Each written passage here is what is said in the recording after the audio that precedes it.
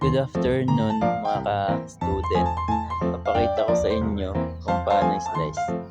This one is oblique.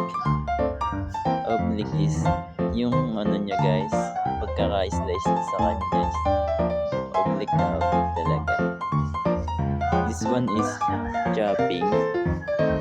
Chopping is guys, yung pag-chop niya is sakto lang, maayos.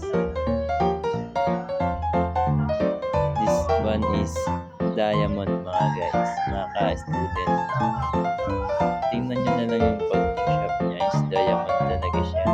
Hindi man ganun ka-perfect ang diamond. This is a bias. Hiwa-hiwa lang, simpleng hiwa lang. Pero is the comfortable. Bias is. And this is Rodel.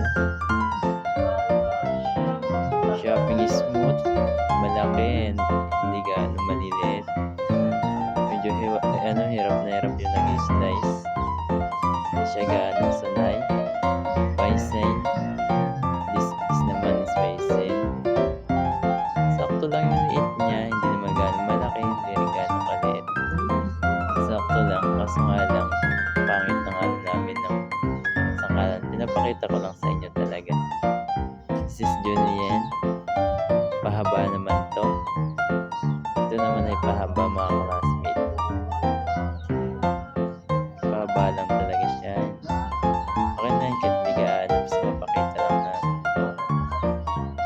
Sakto naman siya. Hindi na siya gaano makalat. Ayan guys. Ito naman is dicing.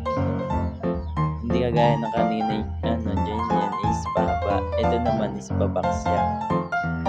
Dicing tawag yan guys. Dicing siya. Student, ito lahat ng na-slice namin. Medyo okay naman siya tignan.